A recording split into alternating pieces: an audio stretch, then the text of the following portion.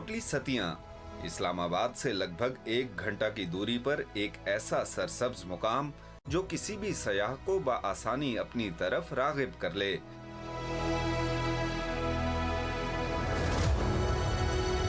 यहाँ के जंगलात इतने घने हैं कि देखने वाली आंख दंग रह जाए।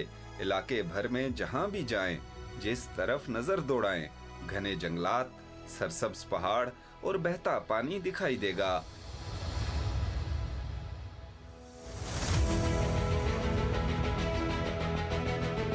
कोटली सतियां दरियाए झेलम के मगरबी किनारे पर आबाद सरसब्ज वादियों पर मुश्तमिल वसी और शादाब इलाका है जो सतह समुंदर से तकरीबन 4800 फुट बुलंद है।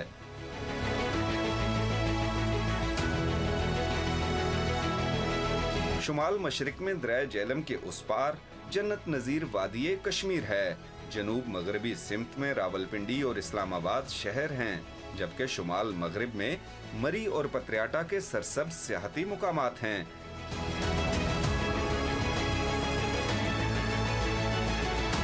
तिरासी 463 एकड़ पर मुहित कोटली सतियां का 55,590 एकड़ रकबा मुकामी लोगों की मलकियत है।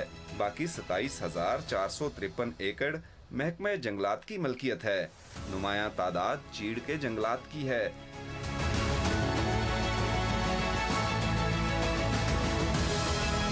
तहसील कोटली सतिया में कहूटा से मुतसिल नड़ का इलाका पंचपीर रॉक्स की वजह से खासी शोहरत रखता है, जबकि लहतराड़ और बन करोर की वादियां भी कुदरती खूबसूरती में सानी नहीं रखती। कोटली सतिया से मुतसिल मुलोट सतिया से आजाद जम्मू और कश्मीर के इलाके बाग तक रसाई निहायत आसान है।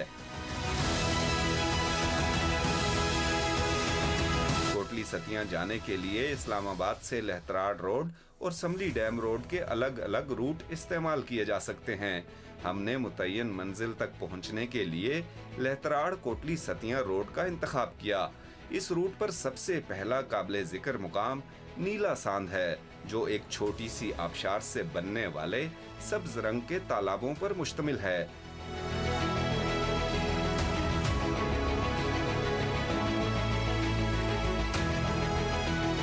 मौसम गर्मा में गर्मी के सताए अफराद यहाँ गोते खाकर गर्मी की शिद्दत जायल करते हैं। आप भी यहाँ आकर लुत्फानंदोज हो सकते हैं, लेकिन याद रहे कि पानी खतरनाक हद तक गहरा है। लाइफ जैकेट का इस्तेमाल लाजिम है। कोटली सतियां जाते हुए नीला सांद एक बहुत खूबसूरत मुकाम है। लहतराड़ रोड पर लश ग्रीन पहाड़ हैं, दरख्तों की यहाँ पर बहुतात है और उनके दरमियान में ये खूबसूरत छोटी सी आबशार है जो ये पॉन्ड्स बनाती है। 3 पॉन्ड्स हैं बेसिकली यहाँ पर, एक ये है, एक इसके साथ नीचे है और एक आगे है। ये ज़्यादा गहरा पॉन्ड है और इसके बाद जो नीचे वाले 2 हैं वो निस्बतन कम गहरे हैं। इसीलिए यहाँ पर अगर आपने नहाना है तो आपको लाइफ जैकेट जो है वो ज़रूर पहननी होगी। ये बहुत खूबसूरत मुकाम है। पानी इंतहाई ठंडा है इस गर्म मौसम में भी। अगर आप रावलपिंडी इस्लामाबाद की गर्मी के सताए हुए हैं तो आपको इस पॉइंट पर आना चाहिए। यहाँ पर आप पिकनिक कर सकते हैं, यहाँ पर आप नहा सकते हैं, लेकिन मैं आपको फिर कह रहा हूँ, अगर आप यहाँ पर नहाना चाहते हैं तो आपको लाइफ जैकेट लाजमी पहननी होगी, क्योंकि ज़िंदगी है तो सारे मज़े हैं। तो इसलिए ज़िंदगी की हिफाजत बहुत ज़रूरी है। लाइफ जैकेट पहनकर आप स्विमिंग कर सकते हैं यहाँ पर, और इस स्विमिंग को आप एंजॉय भी करेंगे। तो जब भी आप किसी पिकनिक पे आते हैं, किसी टूर पे आते हैं, तो सेफ्टी मस्ट होती है ना, इसलिए यहाँ के लोगों ने यहाँ पर ये जैकेट्स रखी हुई हैं ताकि लोग यहाँ पर आएँ और महफूज तरीके से एंजॉय करें। तो आपको तो अब मैं ये आसपास के नज़ारे दिखाऊंगा, लेकिन मैं स्विमिंग करूँगा, और जितनी देर मैं स्विमिंग करूँगा आप उतनी देर में नज़ारे कीजिएगा।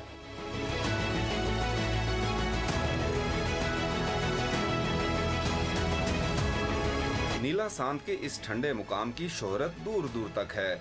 हम जब यहाँ पहुँचे तो इंडोनेशिया से ताल्लुक रखने वाले नौजवानों का एक ग्रुप और चंद मुकामी नौजवान यहाँ तैराकी में मसरूफ थे। My name Lutfi Hidayat. I come from Indonesia. I found this place. I think it's better. The air. I think the air is fresh, and the place also. I think it's better because the Islamabad. I think the weather is hot, but now I found the great place, and the water also. I think is this cold, and I hope soon the Pakistan people must come to be here. हमने भी यहाँ life jacket की मदद से महफूज तैराकी का भरपूर लुत्फ उठाया और फिर इसी मरकजी शाहराह पर सफर करते हुए लहतराड़ के मरकजी बाजार जा पहुँचे। ये डोगरा राज से कायम एक कदीम तर्ज का बाजार है जो मुकम्मल तौर पर मुकामी दुकानदारों पर मुश्तमिल है। यहाँ से चीड़ के घने जंगलात का सिलसिला शुरू हो जाता है जो पूरी वादी के सफर के दौरान आपका हम सफर रहता है। Normally it is historically it's a fact that this was the key point, commercial point for the entire valley. सामान वाया कोफटा आता था एनिमल बेस्ड, उस वक्त रोड ट्रांसपोर्ट नहीं थी, एनिमल बेस पे आता था। इस इलाके में कुदरती खूबसूरती शानदार है लेकिन सहूलियात की कमी है जिससे मुकामी लोग तो मुतासिर होते ही हैं, सयाह भी दिन भर यहाँ गुजारकर शाम को वापस लौट जाते हैं। एक टूरिस्ट आता है, he requires a place to live in, he requires a place to shop, he requires some place. Take Rawal Dam, take Simli Dam, and for that matter Khanpur dam ले लें। आए हैं बच्चे वहाँ, यहाँ पे इस किस्म की कोई भी डेवलपमेंट नहीं हुई है। लहतराड़ के बाद हमने धनोई का इलाका टारगेट किया और मुख्तसर सफर के बाद धनोई रेस्ट हाउस जा पहुंचे।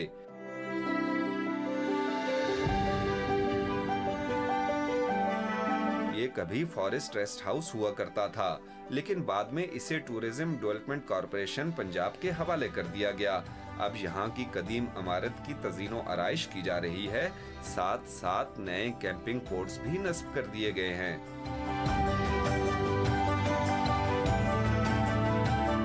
ये टीडीसीपी का धनोई रेस्ट हाउस है। इसकी जो एक्चुअल बिल्डिंग है वो तो 1928 में बनी थी और बड़े अरसे तक ये फॉरेस्ट रेस्ट हाउस के तौर पर इस्तेमाल होता रहा, फॉरेस्ट डिपार्टमेंट के अंडर था। लेकिन अब ये टीडीसीपी को दे दिया गया है, tourist development corporation of Punjab को, और उन्होंने यहाँ पर ये कैंपिंग पॉड्स नस्ब किए हैं। इब्तदाई तौर पर तो यहाँ पर 5 डबल बेड के कैंपिंग पॉड्स हैं और एक जो है वो बड़ा है जो कि 4 बेड का है। लेकिन इसको एक्सटेंड करने के बारे में भी कहा जा रहा है कि जैसे ही टूरिस्ट की तादाद फ्लो बढ़ता है तो इसको एक्सटेंड भी कर दिया जाएगा। ये बड़ी अच्छी फैसिलिटी है कि जो इस तरह के टूरिस्ट स्पॉट हैं वहाँ पर कैंपिंग पॉड्स नस्ब कर दिए जाते हैं। इससे एक तो जो कंस्ट्रक्शन कॉस्ट है और जो टाइमिंग है वो बचती है, दूसरा जो टूरिस्ट है वो बहुत ज़्यादा एंजॉय करते हैं इसको, क्योंकि कहीं पर भी आप हों तो कैंपिंग की जिस तरह आप करते हैं उसी तरह के ये पॉड्स हैं। और इसका जो महल वकू है बहुत खूबसूरत है। ये बड़ा डेंस फॉरेस्ट है, चीड़ का पाइन फॉरेस्ट है ये सारे का सारा। और यहाँ का जो फॉरेस्ट की जो हमें एज बताई गई है वो तकरीबन 150 से 200 साल है। यहाँ पर किसी किस्म की आपको ऐसी आवाज़ नहीं आती कि जो नॉइज़ पोल्यूशन का सबब बने। परिंदों की आवाज़ें हैं, दरख्तों की सरसराहट है, हवाएं यहाँ पर चलती हैं। तो जब कभी आप कोटली सतिया की तरफ आते हैं तो आप यहाँ पर धनोई में क़याम कर सकते हैं। महज 4 से 6 हज़ार रुपये इसका पर डे रेंट है और उस इतने से पैसों में अगर आपको इतना खूबसूरत माहौल मिल जाए तो और क्या चाहिए। तो मैं रिकमेंड करूँगा आपको कि आप जब भी यहाँ पर आते हैं तो टीडीसीपी के इस रेस्ट हाउस में आप ज़रूर क़याम कीजिएगा। इसकी जो रेनोवेशन है वो आपको बताया कि जारी है और जो एक्चुअल बिल्डिंग है, पुरानी जो बिल्डिंग है तकरीबन 95 साल पुरानी, उसको रेनोवेट किया जा रहा है ताकि टूरिस्ट वहाँ पर भी रह सकें। तो कोटली सतिया का हमारा विज़िट जारी है। आपको जो और मुकामात हैं वो भी दिखाएंगे कि कोटली सतिया कितना खूबसूरत है और यहाँ पर कितना पोटेंशियल है टूरिज़म का। फ़िलहाल आप इस स्पॉट को देखें, अगले स्पॉट पर आपसे फिर मिलते हैं।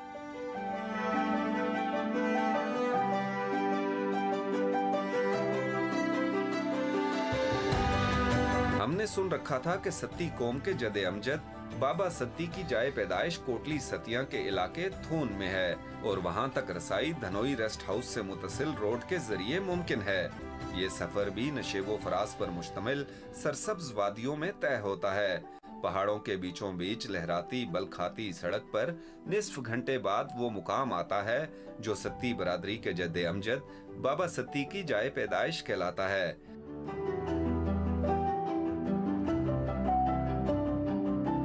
रवायात के मुताबिक बाबा सत्ती के वालिद आलम खान और वालदा सिदरा बानो काफिले के हमरा कश्मीर से काबुल जा रहे थे। उन दिनों यहाँ के मरकजी रास्तों पर शोरिश आम थी। दरियाए झेलम अबूर करने के बाद इस काफिले पर घात लगाकर हमला किया गया, जिसमें बहुत से लोग मारे गए। ताहम बाबा सत्ती की वालदा सिदरा बानो किसी तरह अपनी जान बचाकर निस्बतन बुलंद मुकाम पर एक चट्टान की ओट तक पहुंचने में कामयाब रहीं। रात को हमला हुआ तो वो कहीं इत्तेफाक से बच गई कत्ल होने से, वो जंगल की तरफ भाग गई, जंगल था ये। सुबह तक वो ऊपर एक बस्ती है थून जिसे कहते हैं, थून ये ब्राह्मण हिंदू जो है ना आला नस्ल के ये रहते थे। तो वो नंबरदार जो था उसने उनको तहफ़्फ़ुज़ दिया। उस सरदार ने आके बाबा सत्ती को यहाँ से लेके गए, उन्हें पाला पोसा जवान किया। उसके बाद उनको मुसलमानों के ही ख़ानदान जो कबीला केठवाल है वहाँ से उनकी शादी करवाई। बाबा सत्ती जो है ये वहाँ से अपने एक बेटे के साथ यहाँ से दिल्ली चले गए थे। वहाँ पे भी इंडिया के अंदर दिल्ली में भी सत्तियों की बहुत सी तादाद है वहाँ पे।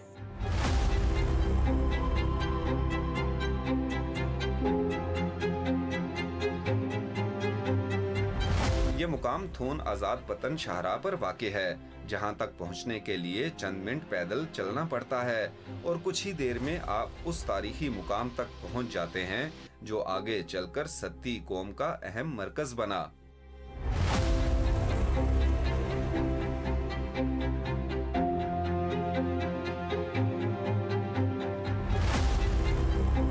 यहाँ पर उस बच्चे की पैदाइश हुई जिसे बाद में सत्ती नाम दिया गया, और उनकी औलाद में इतनी बरकत हुई, इतनी उनकी नस्ल फली फूली कि आज पाकिस्तान में आपको जहाँ पर भी सत्ती बरादरी मिलती है उनके जद्दे अमजद का जाए पैदाइश यही है।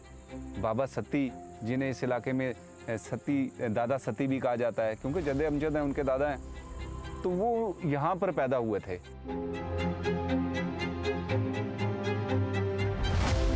थून में ही एक और बुलंद मुकाम है जिसे बाबा सत्ती की बैठक भी कहा जाता है। कहते हैं कि बाबा सत्ती ने शादी के बाद जिंदगी का बड़ा हिस्सा यहीं गुजारा था और ये इलाका उन्हें जहेज में मिला था। सत्ती कबीले का हसब नसब खानदान सासा के हुक्मरान नौशेरवान कबात से मिलता है।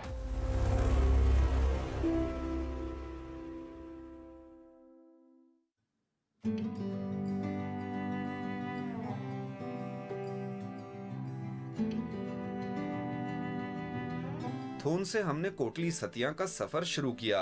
ये रास्ता भी मुकम्मल तौर पर सरसब्ज जंगलात और पहाड़ों पर मुश्तमिल है। कंक्रीट के जंगलात पर मुश्तमिल शहरों में रहने वालों के लिए ये नज़ारा मसहूर कुन तो है ही, साथ साथ हैरत ज़दा कर देने वाला भी है।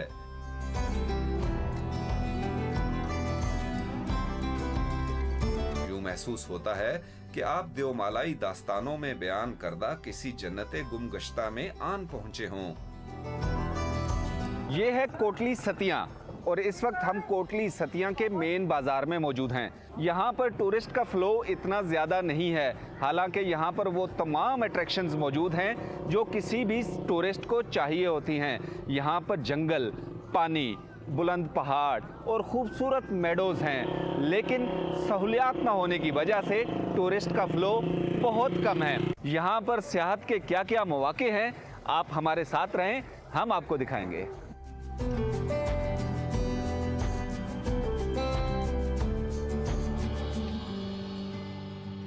रवायात के मुताबिक कोटली सतिया का अवलीन आबादकार केठवाल कबीला था।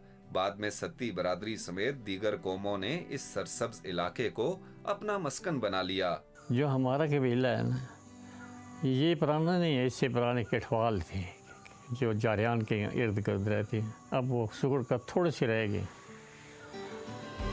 अब उसके बाद कबीले बाकी अब्बासी और ये दनियाल आए। हमारा कबीला जो है वो माइग्रेटेड है, बाकी भी माइग्रेटेड है। हमारा कबीला खुसूसी तौर पर हमारी तारीख़ मुकम्मल है कि हम तकरीबन ये तुगलक दौर में यहाँ आबादी हुई है।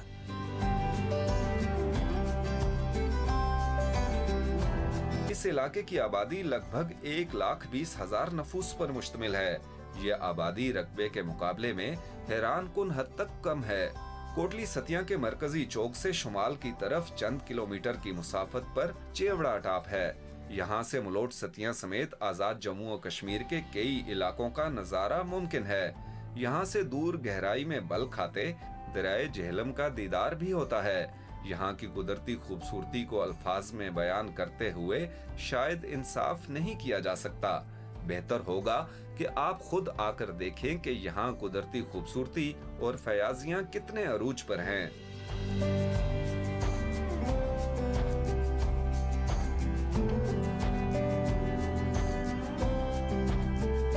कोटली सतिया के लोग माजी कदीम से ही जंगजू मिजाज रखते हैं।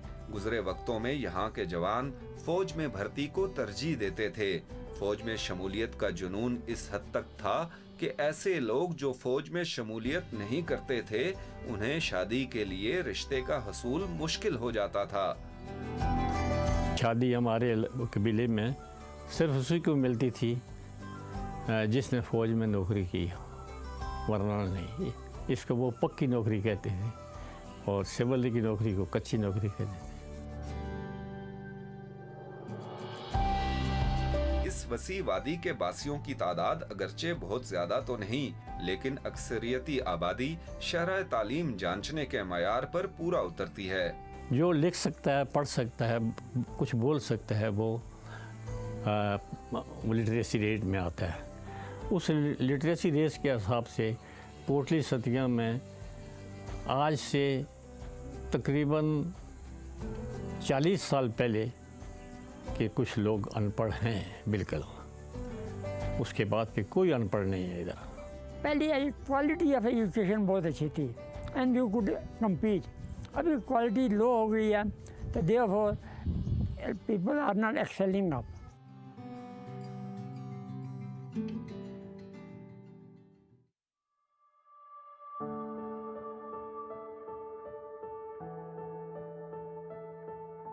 कोटली सतिया शहर की सयाहत के बाद हम दीगर दिलकश मुकामात बन और करौर के लिए निकल पड़े।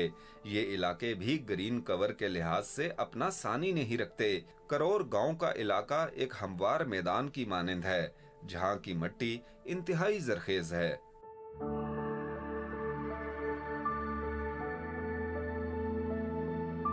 अगरचे यहाँ की मिट्टी जरखेज है, लेकिन मुकामी अफराद की बड़ी तादाद की शहरों की तरफ हिजरत और जंगली जानवरों की बहुतात के बायस अब यहाँ के बासी काश्तकारी में कुछ ज्यादा दिलचस्पी नहीं लेते।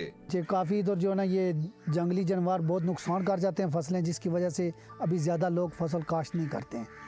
मकई ज़्यादा इधर होती है, दालें शालें भी होती हैं, कनक बहुत ज़्यादा होती है, वसी तादाद में होती है। सुना है हमने कि उस टाइम का जो महाराजा था ना, श्रीनगर, इधर से गंदम जाती थी डोगरा दौर में, तो वो फौज को भी खिलाता था, ख़ुद भी खाता था। उस टाइम जो ये सिस्टम चलता था, ये हमने बड़ों से ये बातें सुनी हैं हमने।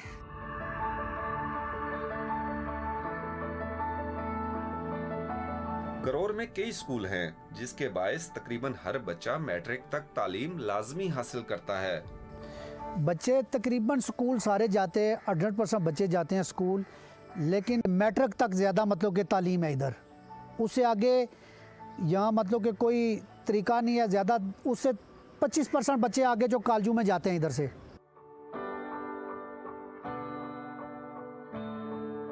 करौर गांव में कदीम और जदीद दोनों तर्ज के मकानात हैं। हमने गांव की गलियों में घूमकर देही तर्ज़े जिंदगी का भरपूर मुशाहिदा किया। यहाँ के नन्हे मुन्ने खिलखिलाते फूलों के साथ भी कुछ वक्त गुजारा।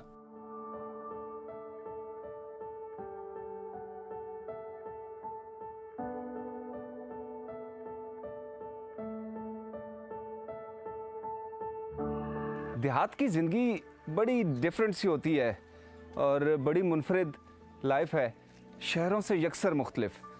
आप जब किसी भी गांव में जाते हैं तो उस गांव की जो तर्ज़ तामीर है, उस गांव के जो लोगों का रहन सहन है, उसमें ख़ासी अट्रैक्शन होती है, क्योंकि ये शहर की ज़िंदगी से बिल्कुल मुख्तलिफ लाइफ है। तंग गलियां हैं, लेकिन यहाँ के लोगों के दिल बहुत खुले हैं। और पहाड़ी इलाकों के गांव, पहाड़ी इलाके में मैं हूँ, तो वहाँ पर तंग गलियों का एक और मकसद भी होता है। इसके पीछे बड़ी एक फ़हम व फरासत और दानिश भी है, क्योंकि पहाड़ी इलाके में आपको पता है कि ज़मीनों की बहुत कमी होती है, पहाड़ हर जगह, जंगल, और आपको जो आपकी ज़रूरी ज़मीनें हैं जहाँ से आपने काश्त करके खाना है वो कम होती हैं। तो इसलिए पहाड़ों में आपने ये देखा होगा कि घर छोटे होते हैं, गलियाँ तंग होती हैं, और जो भी ज़मीन खाली है उसमें काश्त की जाती है और उस ज़मीन को बचाया जाता है, क्योंकि फूड बास्केट भी तो आपको पता है मेंटेन रखनी है। तो ये करौर गांव की गलियां हैं, यहाँ पे मैं घूम रहा हूँ, और यहाँ की जो फीलिंग है ये आप शहरों में बैठ के फील नहीं कर सकते। आपको इसके लिए इन देहात में आना पड़ेगा, देखना पड़ेगा कि यार इस दौर में भी ये लोग कितनी पुरस्कून लाइफ गुजार रहे हैं। हम शहरों में सारी आसाइश हमें हासिल है, लेकिन फिर भी अजीब बेचैनी बेकरारी रहती है। लेकिन आप जब गाँव में आते हैं, गाँव के लोगों से मिलते हैं, इन देहात को देखते हैं, तो आप आसाइशें भूल के एक दूसरी दुनिया में चले जाते हैं। वो लोग जिन्होंने ये विज़िट कर रखे हैं देहात, पहाड़ी इलाकों के, देही इलाकों के, सिर्फ वही समझ सकते हैं कि इस वक्त मेरी फीलिंग क्या है। लेकिन जिन लोगों ने कभी ये महसूस नहीं किया, मैं उनको रिकमेंड करूँगा कि देहात की ज़िंदगी में कभी कभी आया करें, देखा करें कि ये लोग कैसे हैं और इनका रहन सहन कैसा है।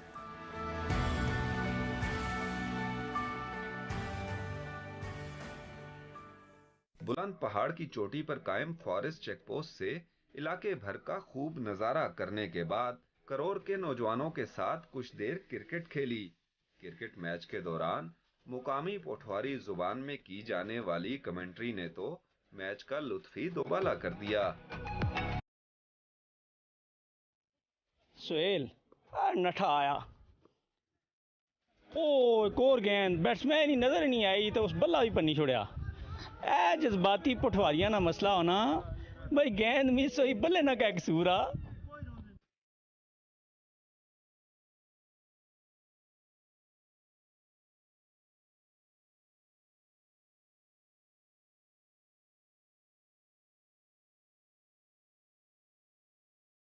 वापसी पर हम इंसानों की फैलाई हुई आलूदगी दिखाई दी, जो इन वादियों के खालिस कुदरती हुस्न को गहना रही थी।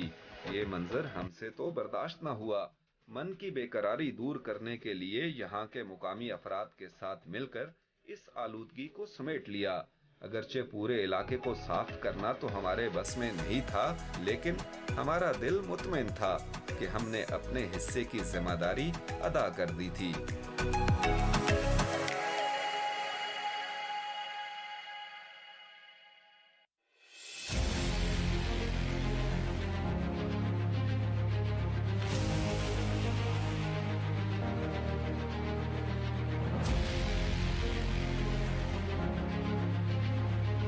इस्लामाबाद को पीने का पानी फराहम करने वाला समली डैम भी करौर में है। यहाँ के मुख्तलिफ मुकामात से समली डैम का सहर अंगेज नज़ारा होता है।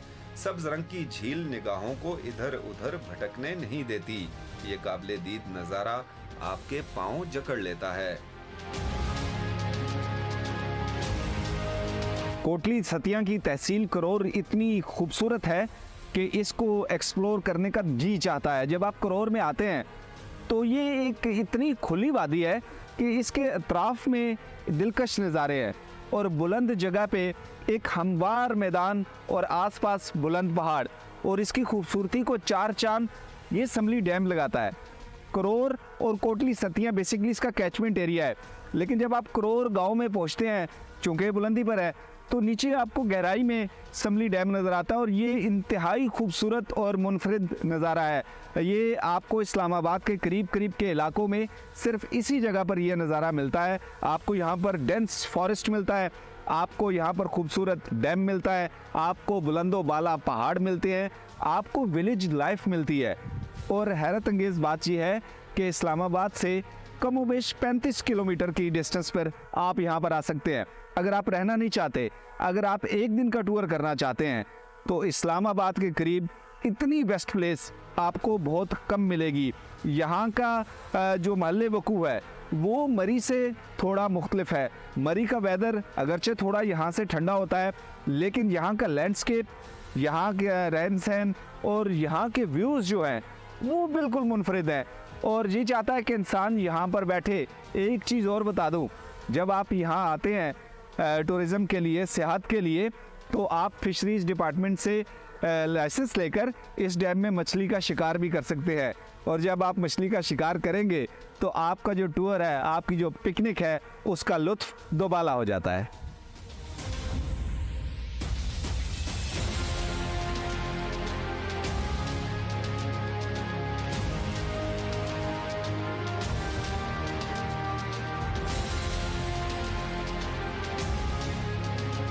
तहसील कोटली सतिया की सयाहत के दौरान हमारी आखिरी मंजिल भी यही मुकाम था। इस इलाके में कयाम के दौरान हमने कोटली सतिया की खूबसूरती को जी भरकर देखा। अगर आप भी मुख्तसर दौरानिये की लश गरीन सयाहत के मजे उठाना चाहते हैं तो कोटली सतिया आपका मुंतजिर है। हमें यकीन है कि यहाँ की कुदरती खूबसूरती और घने जंगलात पहली नजर में ही आपके दिलो दिमाग में बसेरा कर जाएंगे और आप इन वादियों की दिलरुबाई के असीर हो जाएंगे।